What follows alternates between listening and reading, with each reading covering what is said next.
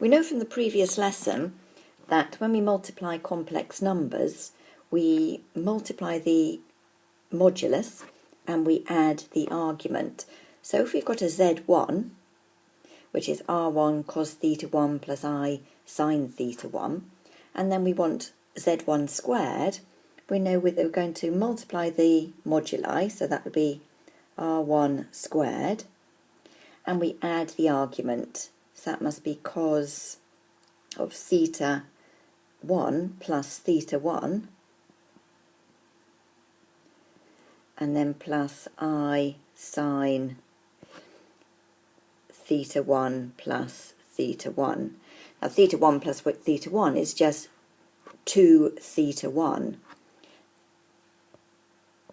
So let's write that out again. So it'll be r1 squared multiplied by cos of 2 theta 1 plus I sine of 2 theta 1. Now if we go z cubed, that will be z squared times by z to the power 1, or times by z. And that's going to be, well, multiplying our modulus, that'll be r1 squared times r1, which is r1 cubed, and adding the argument, that'll be cos of 2 theta and cos of theta, so 2 theta plus theta is 3 theta. So we've got cos 3 theta plus I sine of 3 theta. Now if we do z1 to the power n, following the same pattern, that gives us r1 to the power n, so we're multiplying it n times by itself, and then that will give us cos of theta plus theta plus theta plus theta n times, so that would be cos n theta plus I sine of n theta.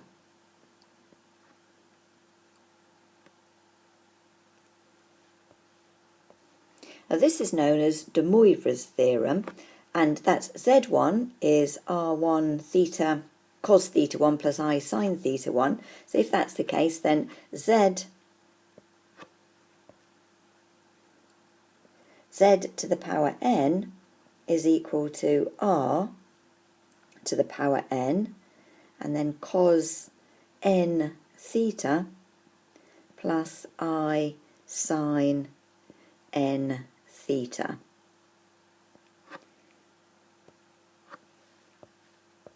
Now, what if n is a negative number? So let's have a look. So let's say that let n be minus m, where m is a positive integer. So we've got z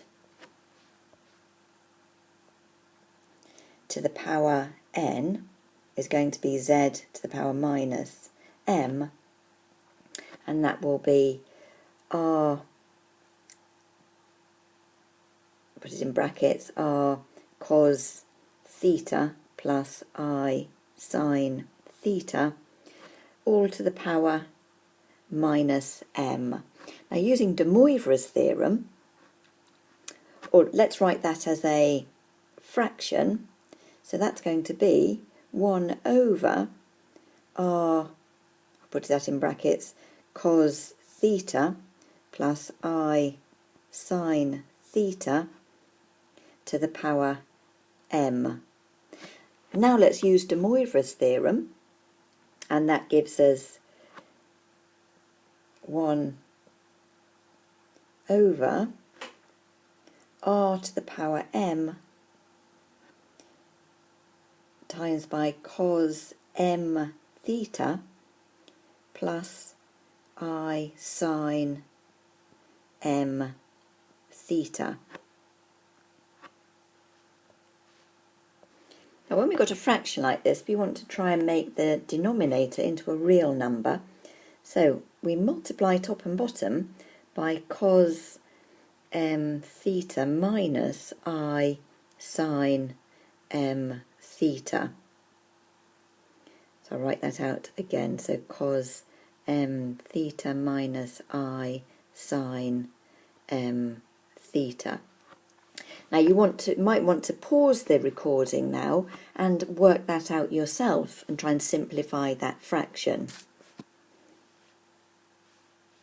So let's do that. So we've got cos m theta minus I sine m theta in the numerator, and that will be divided by r to the power m. And when we multiply out those brackets, we've got cos squared m theta, and that will be minus, or plus rather, plus I squared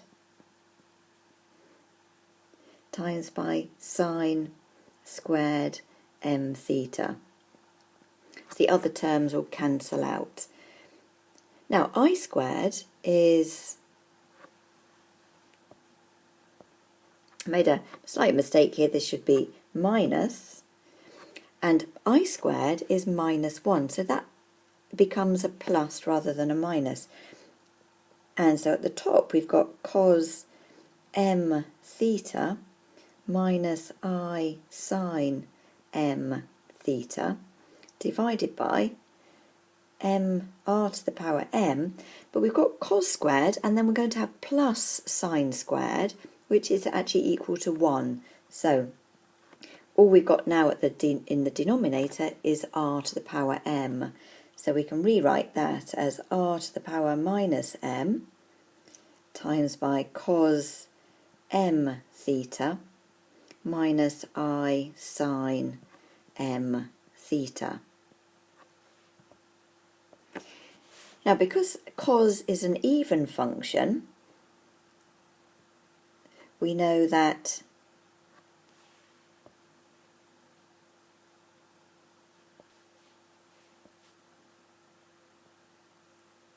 cos of minus theta is the same as cos of theta. So I'm going to write that as cos of minus m theta. And because sine is an odd function, we know we've got minus sine theta is the same as sine of minus theta. So I'm going to put a plus there, and that'll be I sine of minus m theta. So now we've got an expression that is the same as we had before for de Moivre's theorem. So we've shown that it works for negative numbers. Now using de Moivre's, we've got 1 over z will be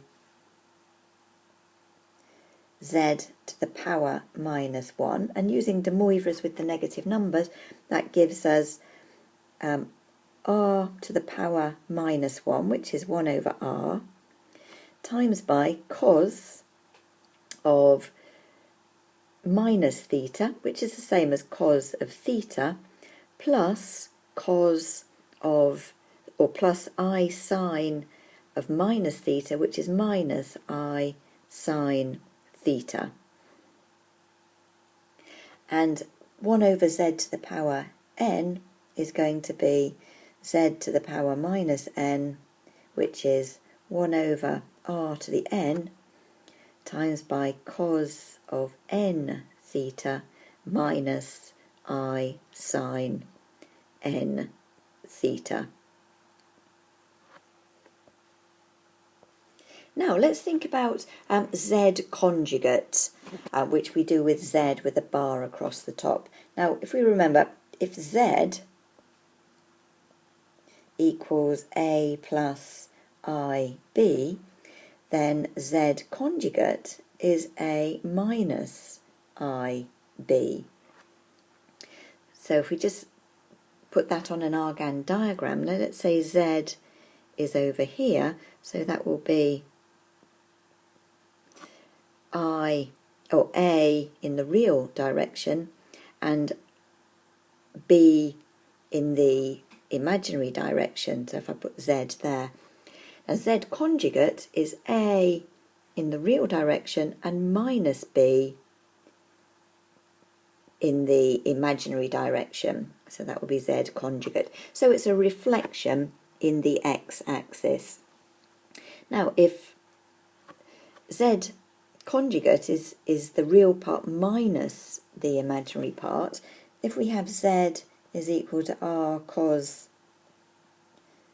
theta plus I sine theta, then z conjugate must be equal to r cos theta minus I sine theta, which we've just seen is the same as z to the power minus 1. So z conjugate is equal to 1 over z. Now let's look at an example of using de Moivre's. So we're going to simplify this complex number here. Let's call it z. So cos of pi over 9 plus I sine pi over 9 to the power 4. We're using de Moivre's. That will be cos of 4 pi over 9 plus I sine of 4 pi over 9, and that will be divided by cos of 5 pi over 9 minus I sine of 5 pi over 9.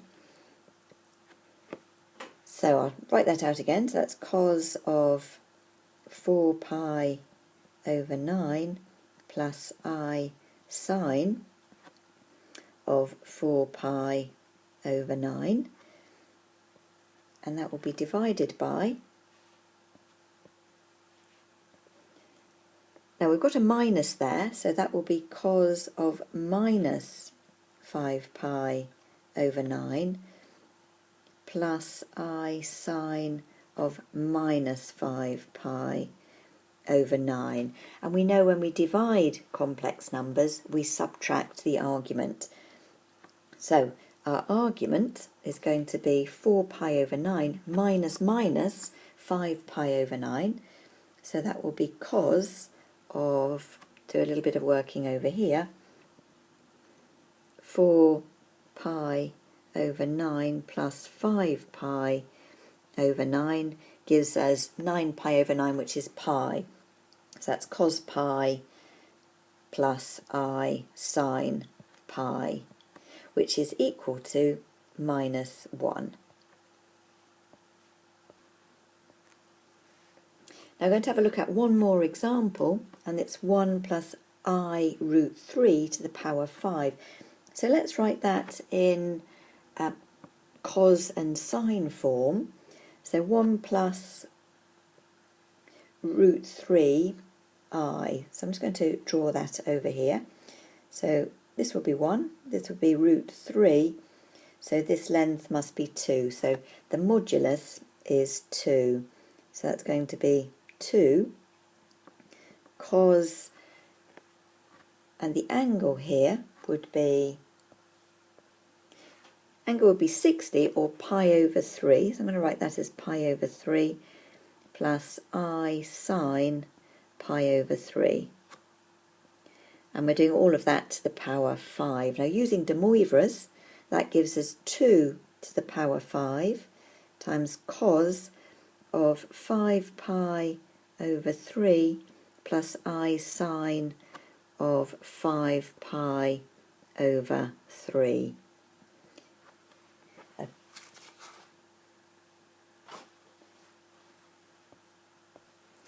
2 to the power 5 is 32, and that will be cos 5 pi over 3. Now, cos of 5 pi over 3 is the same as minus pi over 3. So I can write that as cos of minus pi over 3 plus I sine of minus pi over 3. Now we have to evaluate the real part and the imaginary part. So cos of minus pi over 3 is the same as cos of pi over 3, which is a half. So that's 32 times a half, plus, now minus, because we can see it's in the fourth quadrant, And sine of minus pi over 3 is the same as minus sine pi over 3, which is root 3 over 2 in your imaginary direction. And if we simplify that further, well, 32 divided by 2 is 16 minus 16 root 3i. Now for homework, what I'd like you to do is exercise 3C, which is on page 31, and I'd just like you to do a few of those questions just to practice what we've looked at in this video. So it's question 1, K and I, question 2, question 3, E and F, and question 4.